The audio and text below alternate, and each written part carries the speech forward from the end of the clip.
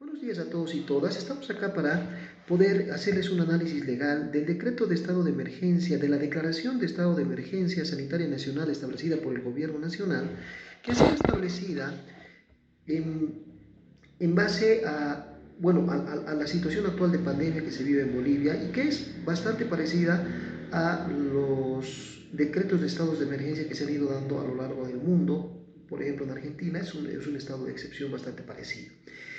Surge la duda respecto, bueno, este estado de emergencia es declarado a través del decreto supremo 4200 y surge la duda de si esta declaración de estado de emergencia es legal o es ilegal, en virtud de que evidentemente generará ciertas susceptibilidades, en virtud de que se restringe de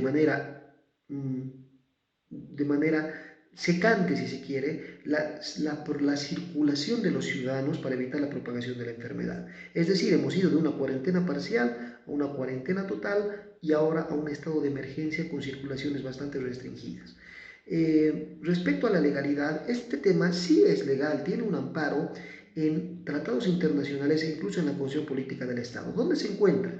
En el artículo 11 del Pacto Internacional sobre Derechos Civiles y Políticos y el artículo 22 de la Convención de Derechos Humanos, a los cuales está suscrito Bolivia, establecen que no se puede impedir la circulación de las personas, es decir, su libertad de locomoción.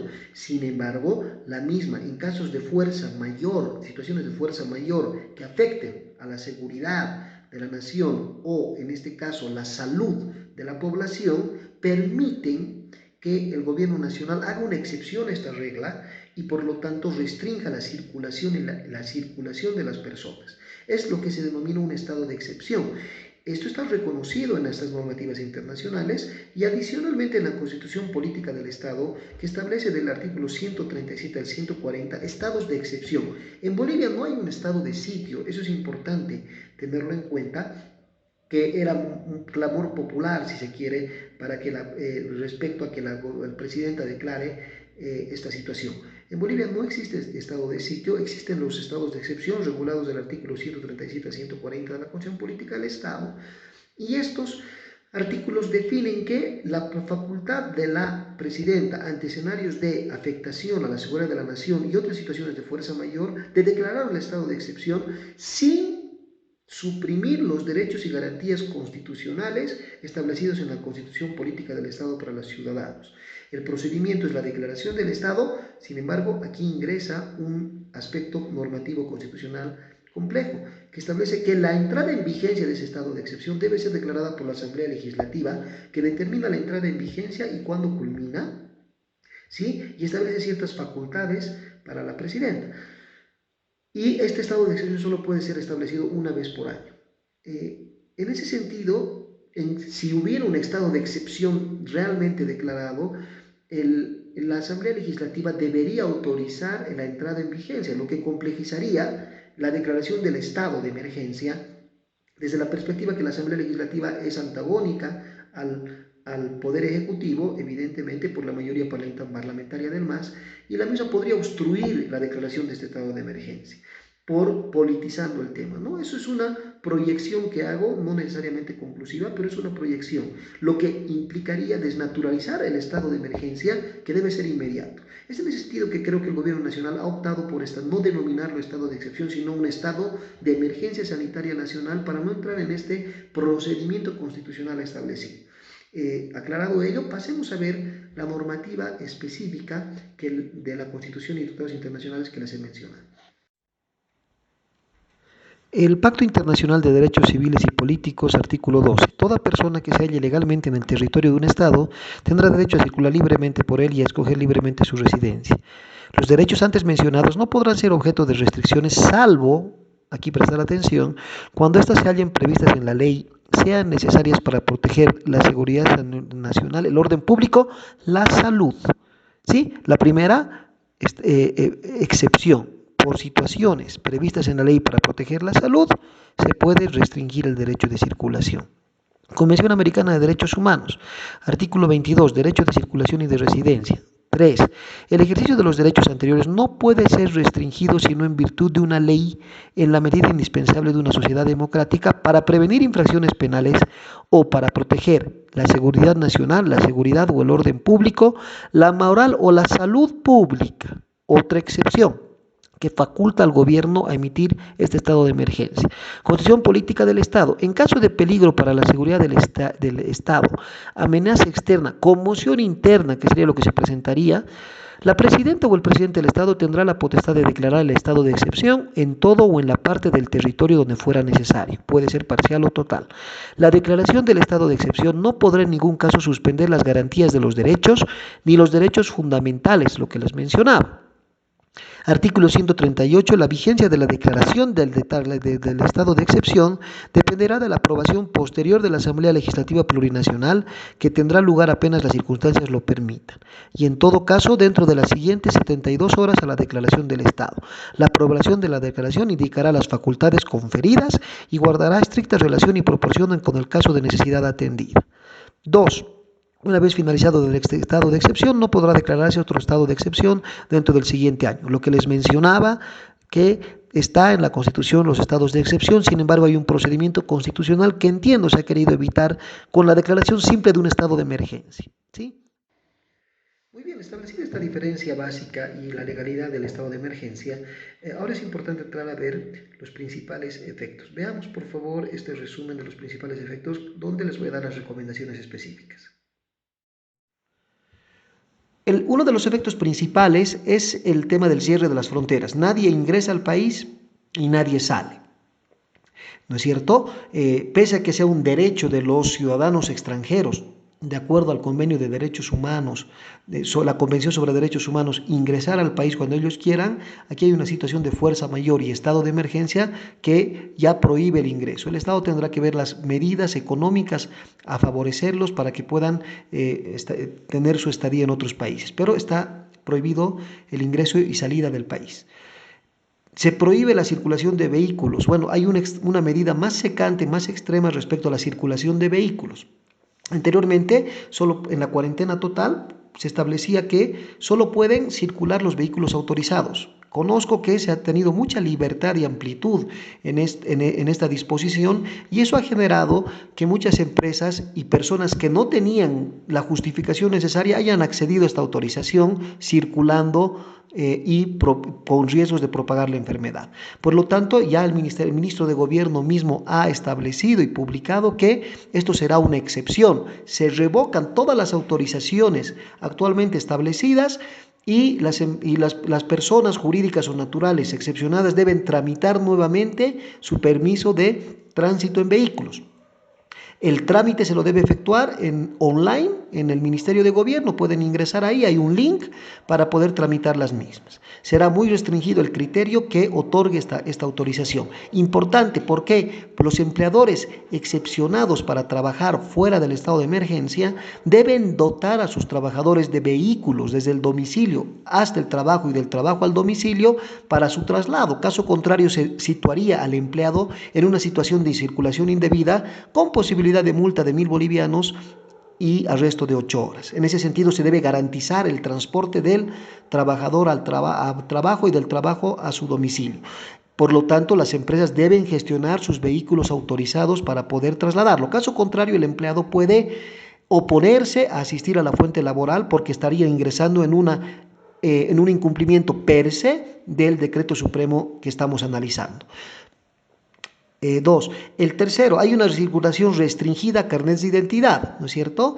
Número 1 y 2 lunes, 3 y 4 martes, 5 y 6 miércoles, 7, 8 jueves, 9 y 0 viernes, la terminación, ¿no? Solamente entonces en la práctica cada persona puede salir un día por semana porque sábados y domingos no debe salir nadie en ningún horario. Ahora, aquí ha surgido la duda de los trabajadores de si con esta circulación más restringida deben asistir a su fuente laboral o pueden circular. Sí, como las empresas autorizadas están excepcionadas por una autorización emitida por autoridad competente y para funcionar necesitan ciertos empleados, no todos, empleados estratégicos para la operación, estos empleados pueden circular, pero deben tener lo siguiente: carnet de identidad, deberían tener el certificado de autorización de la empresa en copia simple para mostrárselo a la policía o militares, y su credencial de la empresa para identificarse como tales y justificar ante la autoridad que están circulando debidamente porque trabajan en una empresa autorizada. ¿Ya? Si no tienes carnet de identidad, por lo menos saca uno vencido o saca una fotocopia del carnet de identidad. Si no lo tienes, no salgas. Puedes sacar pasaporte, una licencia de conducir, pero esencialmente el carnet de identidad. Si no tienes un documento de identificación, no salgas porque te arriesgas a una multa de 1.000 bolivianos y a un arresto de 8 horas. También se ha dispuesto en este decreto que los carnets que se encuentren vencidos automáticamente se renuevan hasta junio 2020, así que puedes salir con tu carnet vencido.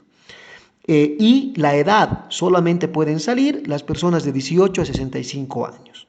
Finalmente, las sanciones, les he mencionado, para cualquier ciudadano en general que incumpla con el decreto, será de 1.000 bolivianos más arresto de 8 horas. A gravedad, hay un agravante para los conductores de vehículos no autorizados, que es de 2.000 bolivianos, decomiso del vehículo hasta el 15 de abril del 2020 y una multa y un arresto de 8 horas. Esos serían estos 4 efectos.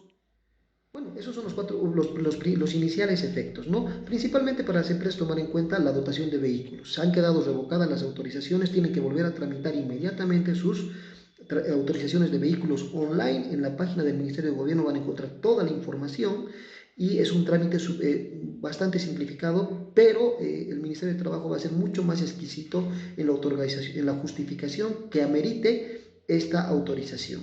No pueden obligar a sus empleados a asistir por su cuenta y riesgo. No, el empleado puede de manera totalmente legal negarse a asistir a la fuente laboral porque estaría entrando en un escenario de circulación indebida, con multas y con arresto de 8 horas. Por lo tanto, deben trasladar a sus trabajadores del domicilio al trabajo y del trabajo al domicilio en vehículo autorizado.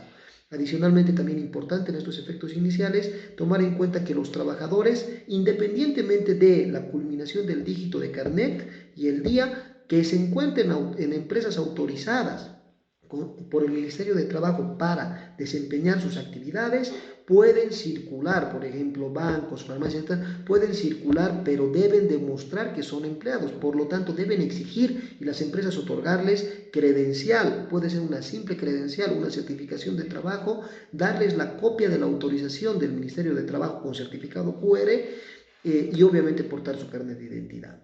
Ya, pasemos a los efectos, a los últimos efectos para que podamos culminar con el análisis de este decreto. Pasemos a ver los siguientes efectos, por favor. Ustedes pueden ver en el primer cuadrito de arriba que se otorga una canasta familiar gratuita a 1.600.000 hogares. Una disposición bastante productiva por parte del gobierno, pues evidentemente hay sectores que están siendo privados de ingresos y no tienen una subsistencia debida. En ese sentido, es una medida adecuada. Ahora, la canasta familiar, ¿de qué está compuesta? La canasta familiar está compuesta por pan, cereales, carnes, pescado, aceite comestible, lácteos, huevos, verduras frescas, secas, tubérculos, papas, etcétera, raíces, frutas, azúcar, café, té y condimentos. Ese es el conjunto de alimentos básicos que hace una canasta familiar.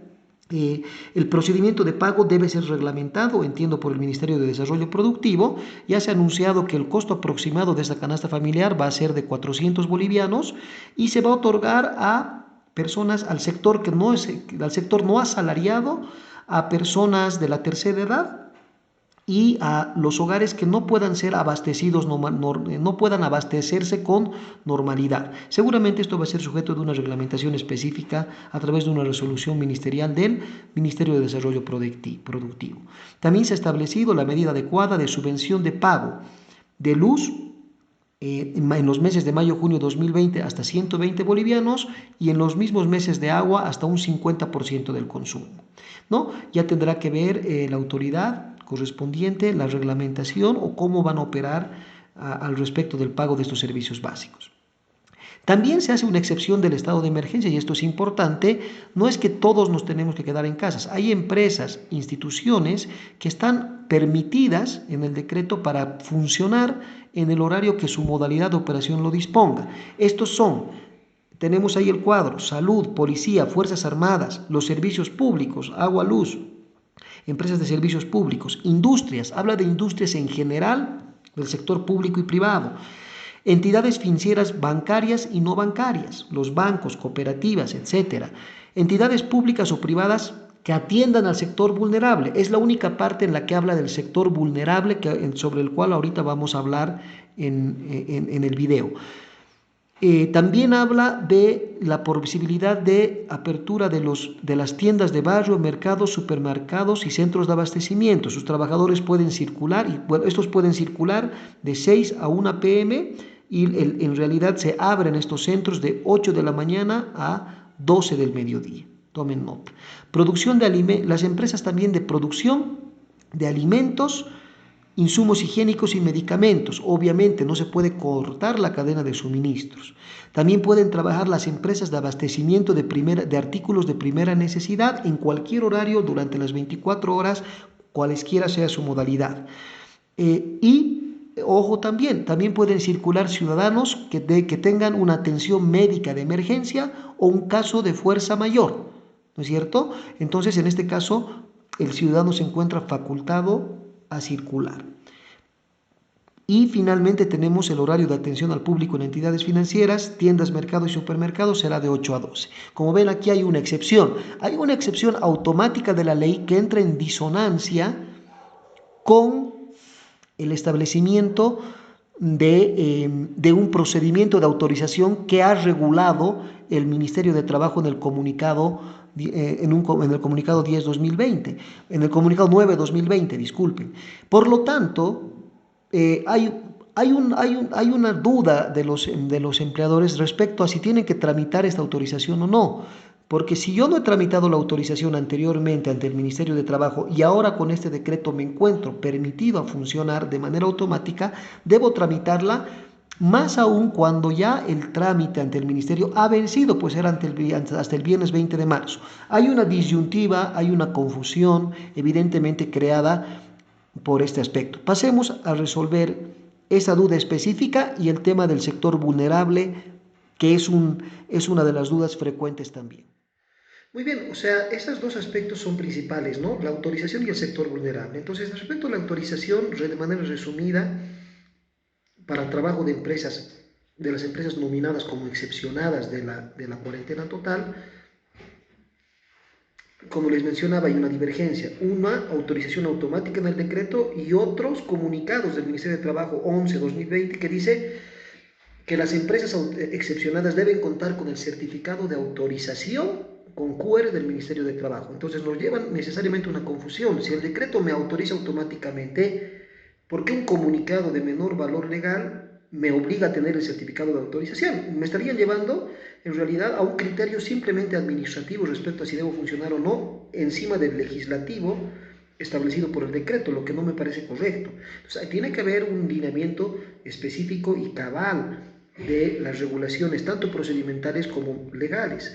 En mi perspectiva, ¿y esto a qué lleva? Lamentablemente el procedimiento de estos comunicados del Ministerio de Trabajo ha vencido porque establecían la presentación de la solicitud de autorización de excepción hasta el 20 de marzo del 2020. Hoy en día, las empresas que no han gestionado esta autorización, pero están dentro de la cobertura de excepción del Decreto Supremo 4200, están en un vacío legal, pues pueden funcionar por ley, pero no pueden conseguir la autorización de la autoridad administrativa, que según ella es el requisito fundamental. Por lo tanto, entran en un riesgo de cierre definitivo, porque la sanción establecida en el 4200 para las empresas que incumplen lo dispuesto en dicha norma es la clausura definitiva de su establecimiento. Por lo tanto, les recomiendo a estas empresas que se encuentran en esta divergencia tratar de ver si se puede todavía presentar el formulario online. Entiendo que ya no se puede presentar, ya el sistema no te lo permite.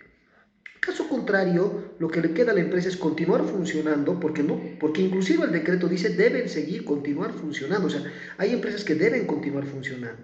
Un canal de prensa no puede decir no estoy nominado en la excepción y dejo de funcionar, porque está relacionado con servicios básicos, con toda la cadena necesaria para poder subsistir dentro de una cuarentena.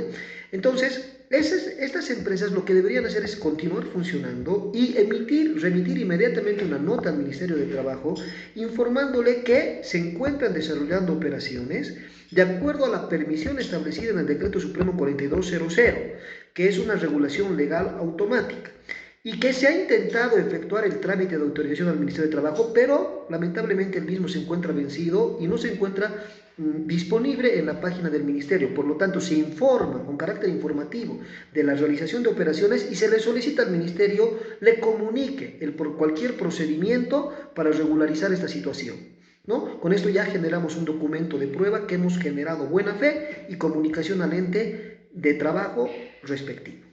Respecto al sector vulnerable, también se ha generado una disyuntiva, una confusión por el Decreto Supremo 4200 y por el Decreto Supremo 4199. El 4199 derogó ciertos artículos del 4196, entre uno de ellos los que definía el sector vulnerable con posibilidad obligatoria de licencia de goce de haberes. Entonces surge la duda del sector vulnerable: mayores de 60 años, mujeres embarazadas, padres, madres de hijos menores a 5 años y personas con enfermedades crónicas de base. Surge la duda de ellos de si, como se ha derogado el artículo que les facultaba presentar esta licencia, siguen dentro de ese marco o las empresas los pueden obligar a asistir. No, el comunicado 11/2020 del Ministerio de Trabajo ha establecido en sus disposiciones que las empresas autorizadas a trabajar en cuarentena no pueden obligar al sector vulnerable a asistir. Por lo tanto, estas personas pueden decidir no asistir al trabajo, aún así la empresa siga funcionando. ¿En qué te basas si es que fuera tu caso? La resolución ministerial del Ministerio de Trabajo 189, quebrado 2020, que no ha sido derogada en ninguna parte, no ha sido abrogada por la normativa emitida por el gobierno y se encuentra plenamente vigente, por lo cual este sector vulnerable se encuentra vigente y las empresas autorizadas no deberían hacer trabajar a estas personas por su vulnerabilidad, y si lo están haciendo, tú puedes presentar la denuncia al correo de denuncias establecido en el comunicado número 10, quebrado 2020 del Ministerio de Trabajo, o presentar simplemente tu licencia con goce de haberes bajando el formulario de la página del Ministerio de Trabajo. Esos serían los aspectos principales. Finalmente, y con esto acabamos, les voy a pasar una lámina que tiene el procedimiento de lo que se establece el cobro de la renta dignidad. Las personas de la renta dignidad, los beneficiarios, no pueden salir de sus domicilios, por lo tanto, se puede otorgar una autorización a determinados familiares para que hagan el cobro de esta renta dignidad. Este es el siguiente flujograma. Y bueno, les agradezco mucho la atención. Con eso terminamos. Vamos a estar publicando novedades al respecto. Por favor, no se olviden ponerle el like al video, suscribirse a la página, sencillo, apretar el botón de suscripción aquí abajo y darle a la campanita. Les agradezco mucho. Un abrazo para todos y todas. Aquí tienen un procedimiento bastante simple por el cual el beneficiario de la renta dignidad debe otorgar una carta pura y simple de autorización a los familiares autorizados que diga: yo, nombre, carnet de identidad, autorizo a nombre, carnet de identidad para hacer el cobro de la renta dignidad, de acuerdo a lo determinado en el Decreto Supremo 4200. ¿Cuáles son las personas que pueden ser autorizadas para cobrar esto? Pues son el cónyuge, concubino, hijo, nieto o sobrino. Deben ser mayores de 18 años hasta los 65 años. La persona inicia el trámite, debe presentar el carnet de identidad del beneficiario, de su persona, o sea, del autorizado, más la carta de autorización. Ya las AFPs, la gestora pública y Senacir deberán definir procedimientos para verificar que efectivamente ha recibido el dinero el beneficiario y para hacer los registros respectivos.